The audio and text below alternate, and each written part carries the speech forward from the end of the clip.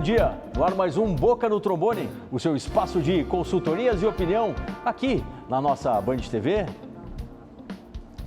Muito obrigado para você que sempre aos domingos abre a sua janela televisiva e fica acompanhando os nossos conteúdos, as nossas consultorias de previdência, de direito do trabalho, os nossos quadros especiais, a opinião dos nossos parceiros, claro, contando sempre com a sua participação. Você interage conosco pelo WhatsApp e também pelas nossas redes sociais no perfil. É o mesmo, tá, pessoal?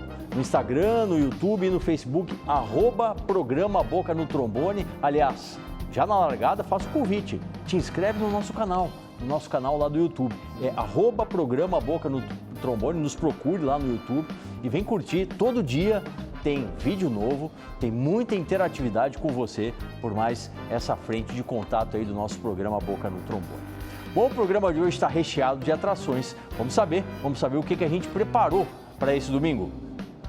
Tem o informe sindical com o recado do Sindimetrô para os metroviários e as metroviárias. É dia de direitos da saúde, falando sobre questões do direito sanitário. Hoje é dia de Criminal em Foco, voltando aqui o nosso quadro. E também o quadro do direito de trânsito, trânsito legal. Tem muita produção de conteúdo para você na edição de hoje aqui do Boca no Trombone. E comigo hoje estou bem acompanhado aqui, os Marcelos. Estão aqui os doutores, o doutor Marcelo Bittencourt Martins, do BM Advogados, na consultoria previdenciária, e o doutor Marcelo Armiliato, do CRJ Advogados, na consultoria trabalhista. Doutor Bittencourt, uma alegria, uma satisfação tê-lo na manhã desse domingo. Bom dia.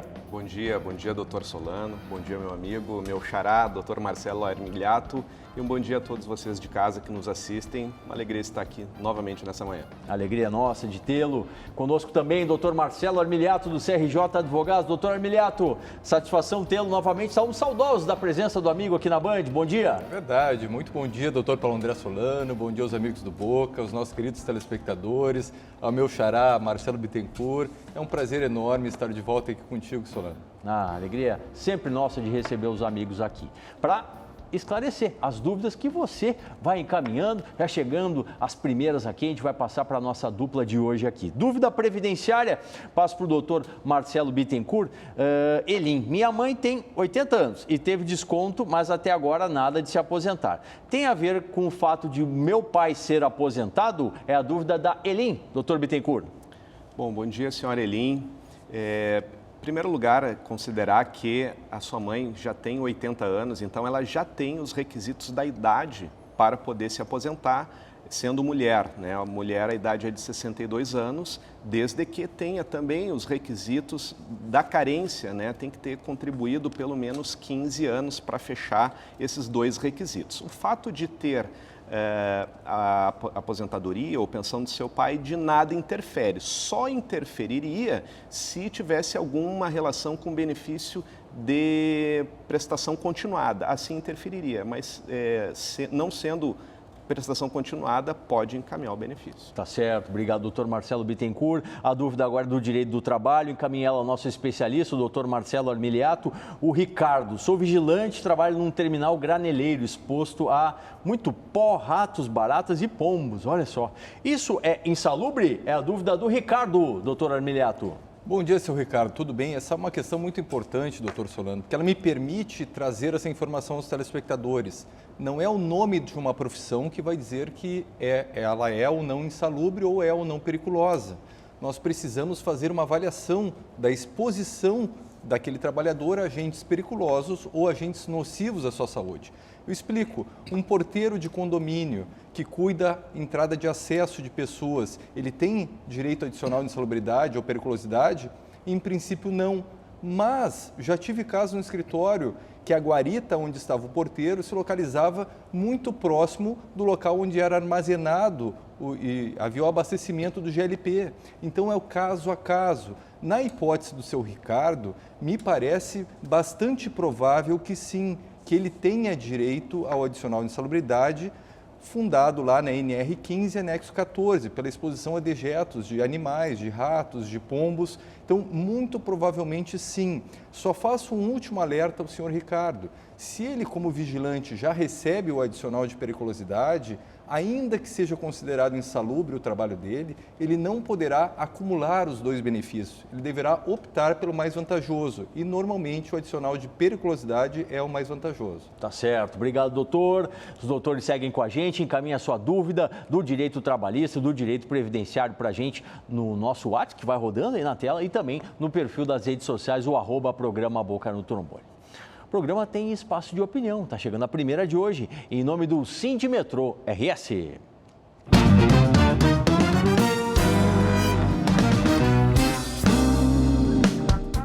Bom dia, Solano. Para nós, metroviários, a gente continua em compasso de espera, né? O governo federal ainda não nomeou uma nova direção para a Transurb, né? Isso para nós é bastante angustiante, uma vez que a nossa data base é 1º de maio, ou seja, nós já deveríamos estar em negociações com o governo federal e nós sequer sabemos quem irá presidir a Transurb. Mas nós esperamos, continuamos, né, no aguardo que venha uma pessoa identificada com a Transurb, com os metroviários, que defendam um transporte público de qualidade. O Sindimetrô defende, historicamente, uma Transurb pública, um sistema estatal, com tarifa zero e com muita transparência. Nós defendemos que os metroviários façam o gerenciamento da empresa, que ninguém melhor do que nós conhecemos todos os meandros da Transurb. A dívida pública, eu acho que é uma pauta que vai ser constante daqui para frente, né? O governo federal pagou ano passado quase 50% da sua arrecadação a título de dívida pública. Dívida essa que não para de crescer. Nos anos 90, na época das privatizações do governo Fernando Henrique Cardoso, a dívida era de 400 bilhões, pois venderam todo o patrimônio público e hoje o Brasil deve quase 7 trilhões. Ou seja, é dinheiro para banqueiro. Dia 28 de abril, na Câmara de Vereadores de Porto Alegre, vamos ter uma palestra com a Maria Lúcia Fatorelli, né, fundadora da Auditoria Cidadã da Dívida Pública. Quer dizer, então é uma palestra para a gente saber realmente para onde vai o dinheiro público, para onde vai o dinheiro dos nossos impostos. Só como exemplo, para terminarmos falando, né, para transporte, o ano passado o governo investiu 0,19% desse orçamento. Veja bem, 0,19% para transporte e quase 50% para dívida, para banqueiros. Quer dizer, isso tem que acabar, é uma decisão política do governo federal e é urgente que se faça a revisão da dívida, uma auditoria dessa dívida que a gente não sabe quando começou e que nunca vai ter fim. Um grande abraço e um bom domingo a todos. Muito obrigado ao presidente Luiz Henrique Chagas, do Sindimetrô RS, sempre atento às demandas aí dos metroviários e das metroviárias. Vamos com mais consultoria, você vai participando, manda a sua dúvida previdenciária, a sua dúvida trabalhista pelo WhatsApp e também pelo nosso perfil nas redes sociais. A dúvida vem lá de São Jerônimo, um abraço à região carbonífera aí, que nos presta grande audiência, o João Batista. Diz ele, minha esposa está há 8 anos com a ação judicial, doutor Bittencourt. Temos salão do produtor, ela tem hoje 64 anos, na época que fizemos a ação tinha 55, foi negado por não reconhecer como produtor rural. Após, ela teve um acidente, fratura no braço, deram o benefício por 1 ano, com o talão do produtor. E depois deram alta. O rural continua na justiça. O que fazer? Eu quero saber o João Batista, lá de São Jerônimo. Bom dia, senhor João Batista. Bom, em primeiro lugar, é importante a gente considerar, até por uma questão do estatuto da advocacia, a gente não, por também desconhecer os detalhes do processo, a gente não tem como opinar no caso concreto, né? Mas o que acontece? Possivelmente o INSS identificou alguma questão de requisito para encaminhamento da sua aposentadoria rural, ou melhor, da sua esposa, né, que o INSS não esteja reconhecendo. Então, a gente teria que conhecer um pouco melhor o caso para poder opinar. Como você tem um advogado constituído, né, a gente sempre orienta que veja com o seu patrono para ver qual é o detalhe e ele certamente vai poder lhe dar uma solução mais fidedigna para o seu caso concreto. Tá certo, muito obrigado, doutor Bittencourt. Ele está à disposição para suas dúvidas previdenciárias. Quem está conosco na área trabalhista é o doutor Marcelo Armiliato, do CRJ Advogados. Responde agora, doutor, para Ana lá de Pelotas. Desejo saber quanto tempo de estabilidade após licença maternidade, 6 meses, e mais as férias eu possuo. No sindicato da minha região diz que é de 90 dias, mas no meu trabalho diz que é de 5 meses e que o meu sindicato é de outra região. Isso é possível? É a dúvida da pelotense, Ana. Bom dia, Ana, tudo bem? A tua pergunta ela parte de uma premissa equivocada. A garantia de emprego da gestante ela não se inicia após a licença maternidade. A garantia de emprego da gestante, ela começa desde a concepção e ela se estende até 5 meses após o parto. Então, para que você possa saber até quando vai a sua garantia de emprego, é só pegar a data de nascimento do seu filho e projetar 5 anos. Nesse período, você não poderá ser despedida. Certo, obrigado, doutor Marcelo Armiliato. Os doutores seguem conosco. Você encaminha a sua dúvida para a gente pelo WhatsApp e também pelo @programa Boca no Trombone, lá no YouTube, no Instagram e também no Facebook. Bom, você sabe, né? O Boca no Trombone fala bastante sobre saúde.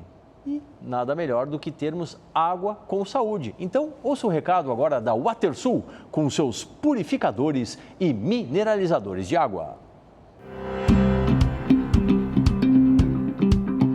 Sou José Hernandes Bastianello, fundador da WaterSul e diretor comercial. Somos distribuidores dos purificadores de água Cerbran, Top Life, Aquavita Minerale e Soft Everest. Pegamos a água da torneira e agora vamos colocá-la no mineralizador Diamond. Vamos fechar e agora vamos tirar a água do mineralizador.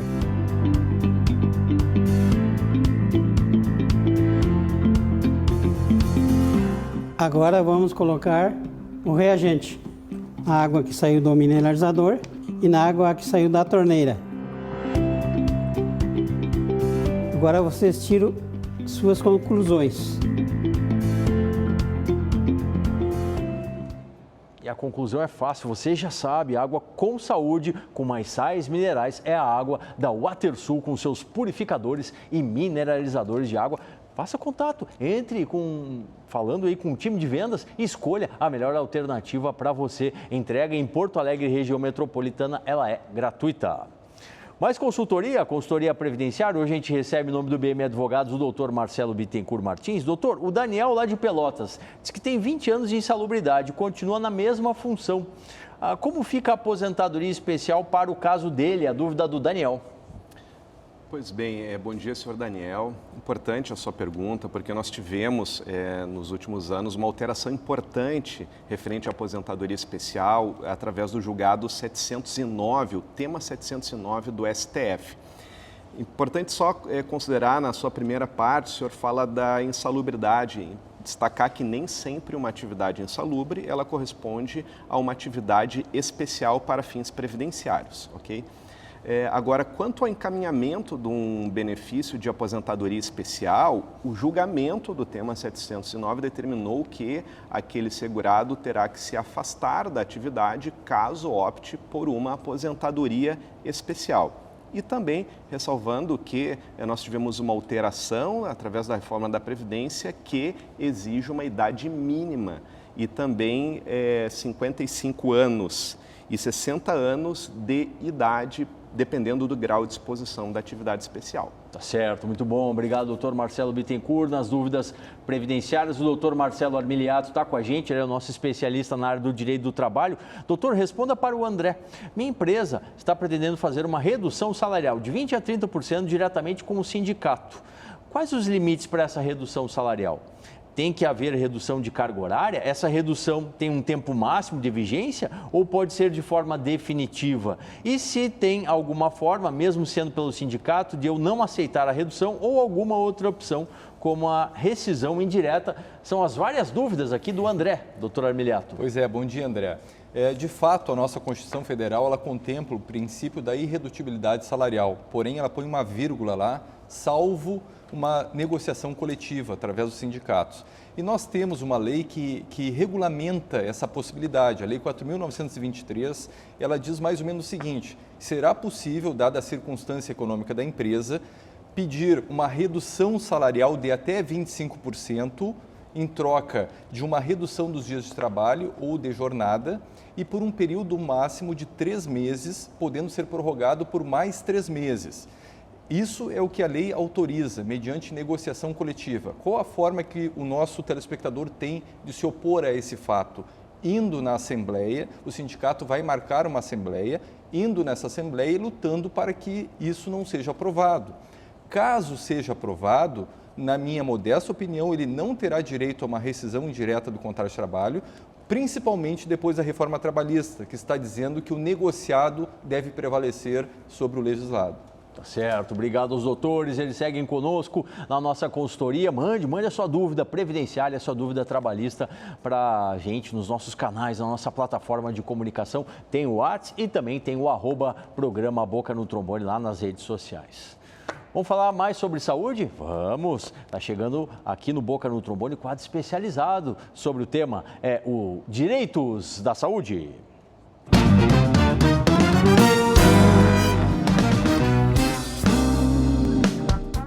Olá, Dr. Solano e queridos telespectadores da Band TV.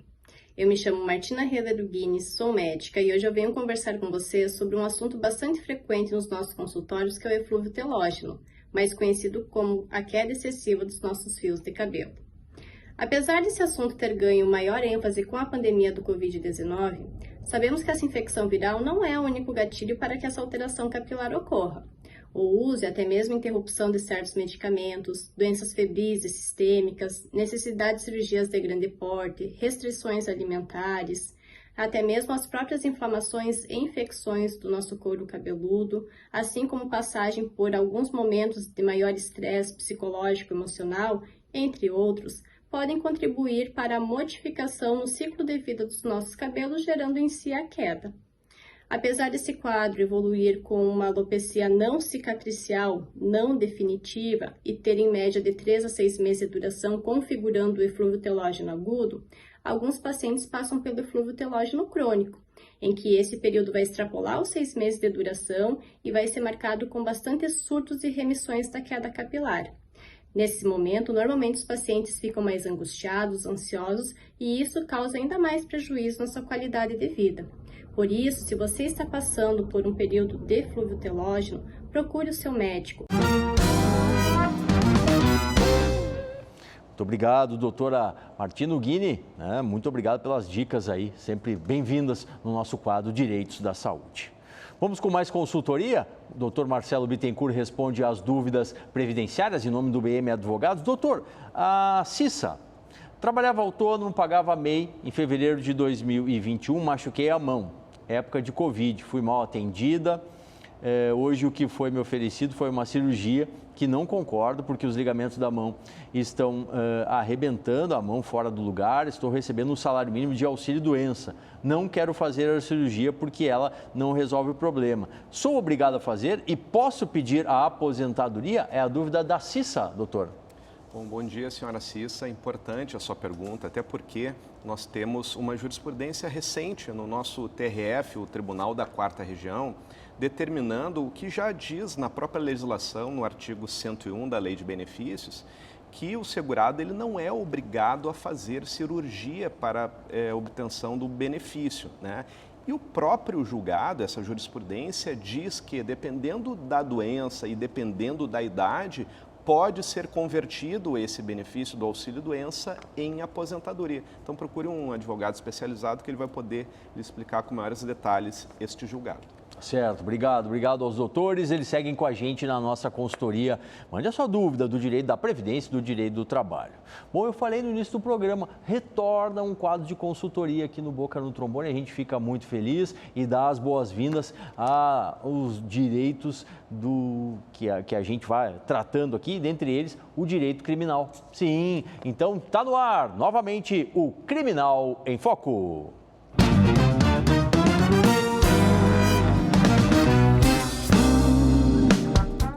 Muito bom dia, Dr. Solano, bom dia.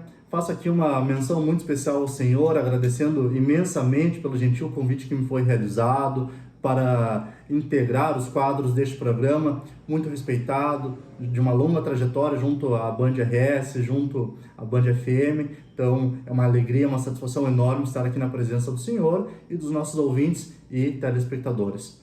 Senhoras e senhores, eu me chamo Anderson Vieira, eu sou advogado criminalista e vim aqui para conversar, debater de forma muito rápida a respeito da advocacia criminal, do exercício do direito de defesa e o que seria isso. E trago aqui uma reflexão muito rápida, que eu sei que os senhores, as senhoras já devem ter feito aí nas suas residências, em sociedade, com amigos, nas redes sociais, o porquê que alguns indivíduos que cometem crimes considerados graves, digamos assim, que ganham repercussão, inclusive alguns foram noticiados recentemente aqui no nosso estado, possuem direito de defesa. O porquê que há um indivíduo, o porquê que há a figura de um advogado defendendo essas pessoas?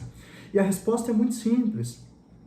Porque o direito de defesa é uma garantia, é um direito fundamental de toda a sociedade. Todos nós, todas as pessoas que são investigadas pela suposta prática de um crime ou acusadas, denunciadas e processadas têm o direito de se defender, seja por meio de um advogado criminalista, contratado, de sua escolha, seja por meio da Defensoria Pública. Todas as pessoas, quando acusadas criminalmente, têm o direito de se defender. Sem a figura da defesa, sem a presença de um advogado, não há devido processo legal. O direito de defesa é uma garantia, é um direito fundamental de todos nós. Mas nós vamos seguir comentando, nós vamos seguir conversando a respeito deste tema nos próximos programas. Convido os senhores e as senhoras para que sigam nos acompanhando e voltaremos a conversar a respeito da advocacia criminal e do exercício do direito de defesa.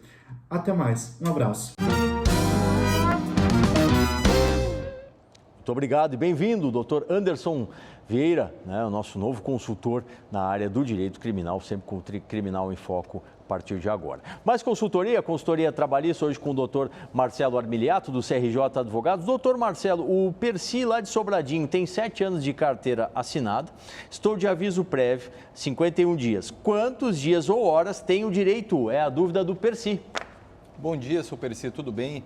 Eu vou encaminhar a resposta levando em conta o entendimento majoritário dos tribunais a respeito dessa questão. E quando eu falo entendimento majoritário, eu estou ciente de que existem entendimentos em menor número em sentido contrário. Bom, vamos lá.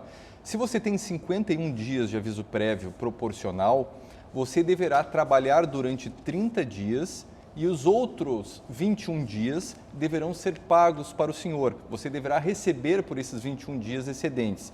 E durante o prazo desses 30 dias, você poderá optar entre trabalhar menos 2 horas diárias ou então não trabalhar nos últimos 7 dias.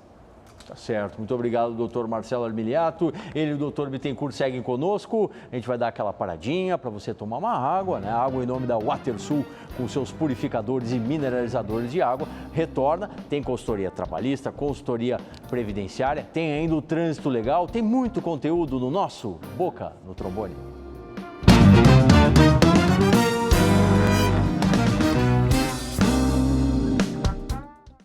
Atenção, fique atento. Beba água pura, livre de vírus e bactérias. Água sem cheiro, sem gosto, com importantes sais minerais, ideal para a sua saúde. Purificadores e mineralizadores de água natural, gelada e alcalina é na WaterSul. WaterSul, atenção total ao cliente. Ligue 3231-4567. WaterSul, 3231-4567.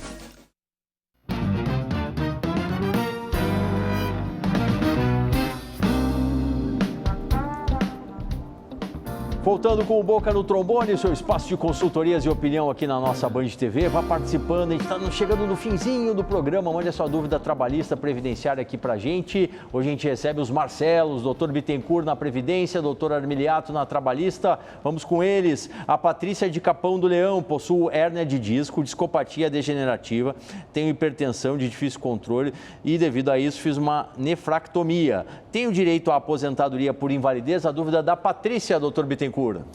Bom dia, senhora Patrícia. A senhora apresentou algumas situações de saúde e o que nós orientamos? Importante a senhora procurar o seu médico e identificar qual efetivamente dessas doenças torna incapacitante para o trabalho, porque isso é o que importa, né? A incapacidade de desenvolver uma atividade laboral. Então, o seu médico indicando quais doenças pode ser incapacitante, aí a senhora procure um profissional para lhe orientar no encaminhamento do benefício. A Carla, aqui da capital, trabalha numa indústria de alimentos como vendedora.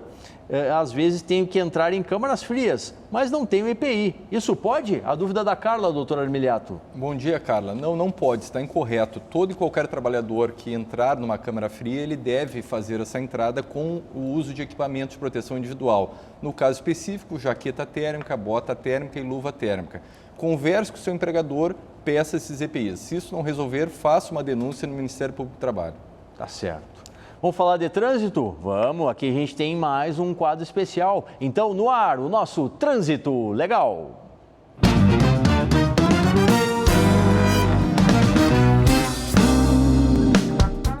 Solano, muito bom dia e um bom dia a quem nos assiste nesta manhã.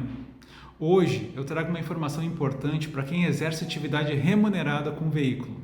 Motoboys, taxistas, motoristas de aplicativo, caminhoneiros, motoristas de ônibus, de van, de ambulância, de transporte escolar, enfim, todos aqueles que garantem seu sustento atrás de um volante.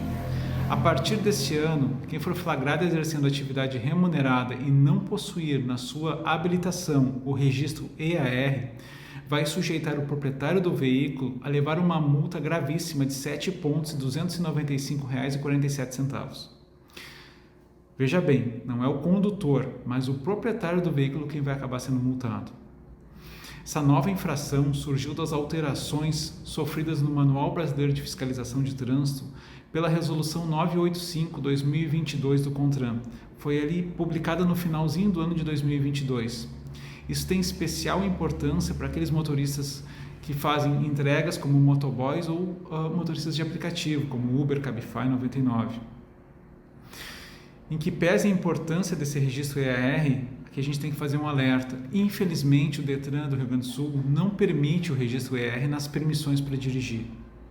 Com isso, ele acaba privando a milhares de jovens motoristas gaúchos ganharem seu sustento logo que tiram sua habilitação.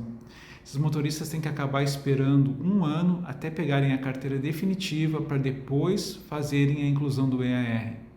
Fica a sugestão para que o Detran se sensibilize com esses jovens que querem logo ingressar a fazer entregas, a dirigir veículos de aplicativo, que permita a inclusão do EAR na permissão para dirigir. Por último, pessoal, para incluir o EAR na CNH, basta ir até um CFC, vai pagar uma taxa de R$ 159,89 e vai fazer um exame psicológico, uma avaliação psicológica. Tá? Essas são as informações que eu trago. Solano, um forte abraço, fiquem com Deus. Muito obrigado ao doutor Vicente Vargas, nosso consultor em Direito de Trânsito. Ficou com mais dúvidas na área do Direito de Trânsito? Mande, encaminhe pelas nossas redes sociais, lá no nosso canal do YouTube. Mais duas, rapidíssimo aqui para a gente encerrar. O Vilmar de Caxias faz 10 anos que pedi a revisão da aposentadoria. Quero saber se receberei. A dúvida do Vilmar, doutor Bittencourt. Bom dia, senhor Vilmar. Efetivamente é bastante tempo, né? 10 anos. Muitas vezes o processo, por que ele demora tanto? São circunstâncias do processo e às vezes o processo ele está relacionado em alguma repercussão nos tribunais superiores. Então, efetivamente, tem a ver com o seu advogado para ver qual o deslinde do seu caso. E a Lucília, trabalhei 7 anos num condomínio de zelador, eu pedi para sair e fazer o acerto. Quando eu saí, recebi R$2.000. Eu quero saber se é certo. É a questão da Lucília, doutor Armiliato. Lucília, fica difícil saber se é certo ou não sem saber o valor do seu salário, sem saber os pormenores. Então, a orientação é que busque um advogado, porque o trabalhador que pede demissão, ele não recebe a multa de 40% do fundo, não tem acesso ao fundo, não tem acesso ao seguro-desemprego e ainda tem que pagar o aviso prévio indenizado. Tá certo. Muito obrigado aos doutores que comigo fizeram essa edição e, enquanto está marcado, domingo que vem, aqui na tela da Band TV, mais uma edição do nosso Boca no Trombone a partir das 8h30. Até lá!